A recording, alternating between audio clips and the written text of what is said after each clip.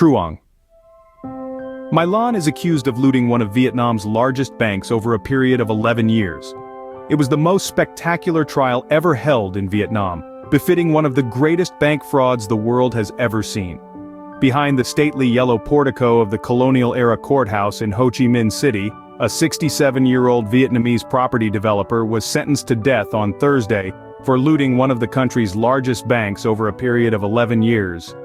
It's a rare verdict. She is one of very few women in Vietnam to be sentenced to death for a white-collar crime. The decision is a reflection of the dizzying scale of the fraud. Truong My Lan was convicted of taking out $44 billion, 35 billion pounds, in loans from the Saigon Commercial Bank. The verdict requires her to return $27 billion, a sum prosecutors said may never be recovered. Some believe the death penalty is the court's way of trying to encourage her to return some of the missing billions. The habitually secretive communist authorities were uncharacteristically forthright about this case, going into minute detail for the media. They said 2,700 people were summoned to testify, while 10 state prosecutors and around 200 lawyers were involved. The evidence was in 104 boxes weighing a total of 6 tons. 85 others were tried, with Truong My Lan, who denied the charges and can appeal. All of the defendants were found guilty. 4 received life in jail. The rest were given prison terms ranging from 20 years to 3 years suspended. Truong My Lan's husband and niece received jail terms of 9 and 17 years respectively. There has never been a show trial like this, I think, in the communist era, says David Brown, a retired U.S. State Department official with long experience in Vietnam. There has certainly been nothing on this scale. The trial was the most dramatic chapter so far in the Blazing Furnaces anti-corruption campaign led by the Communist Party Secretary General Nguyen Phu Trong. A conservative ideologue steeped in Marxist theory, Nguyen Phu Trong believes that popular anger over untamed corruption poses an existential threat to the Communist Party's monopoly on power. He began the campaign in earnest in 2016, after outmaneuvering the then pro-business prime minister to retain the top job in the party. Communist Party General Secretary Nguyen Phu Trong is leading an anti-corruption campaign. The campaign has seen 2 presidents and 2 deputy prime ministers forced to resign, and hundreds of officials disciplined or jailed.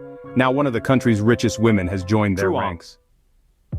My Lan comes from a Sino-Vietnamese family in Ho Chi Minh City, formerly Saigon.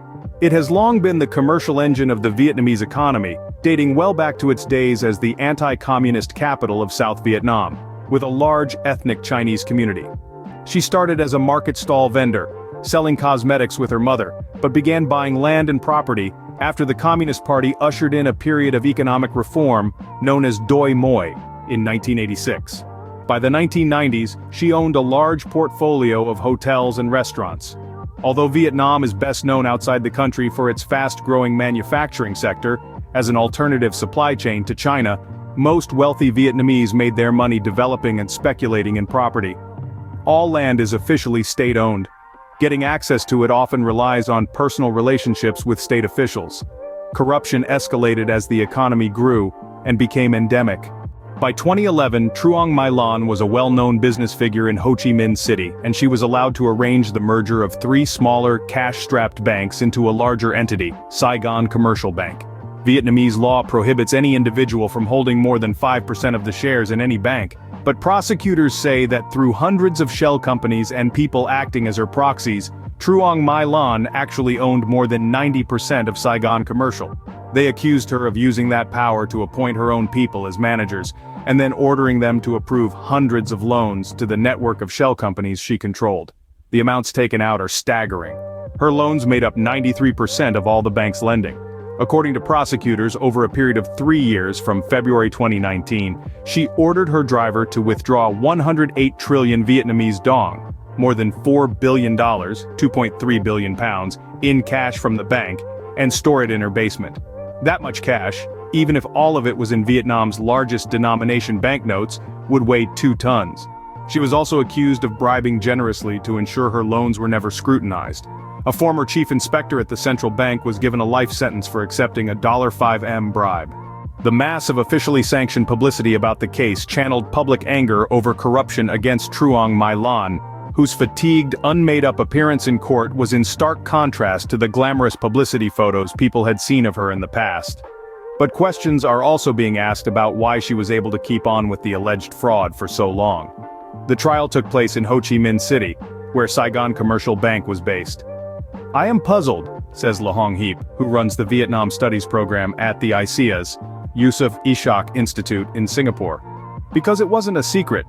It was well known in the market that Truong My Lan and her Van Thin Fat group were using SCB as their own piggy bank to fund the mass acquisition of real estate in the most prime locations. It was obvious that she had to get the money from somewhere, but then it is such a common practice. SCB is not the only bank that is used like this, so perhaps the government lost sight because there are so many similar cases in the market. David Brown believes she was protected by powerful figures who have dominated business and politics in Ho Chi Minh City for decades. And he sees a bigger factor in play in the way this trial is being run, a bid to reassert the authority of the Communist Party over the freewheeling business culture of the South. What Nguyen Phu Trong and his allies are trying to do is to regain control of Saigon, or at least stop it from slipping away. Up until 2016, the party in Hanoi pretty much let this Sino-Vietnamese mafia run the place.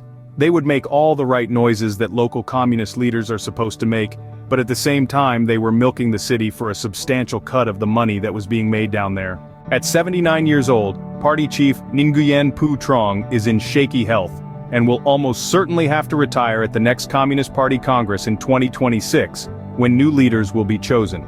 He has been one of the longest-serving and most consequential Secretary Generals, restoring the authority of the party's conservative wing to a level not seen since the reforms of the 1980s.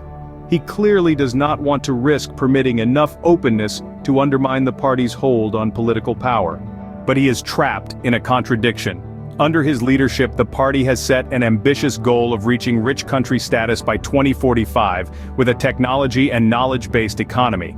This is what is driving the ever-closer partnership with the United States, yet faster growth in Vietnam almost inevitably means more corruption.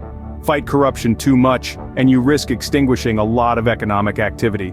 Already there are complaints that bureaucracy has slowed down, as officials shy away from decisions which might implicate them in a corruption case. That's the paradox, says La Hong Heap.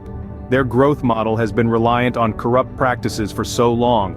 Corruption has been the grease that kept the machinery working. If they stop the grease, things may not work anymore.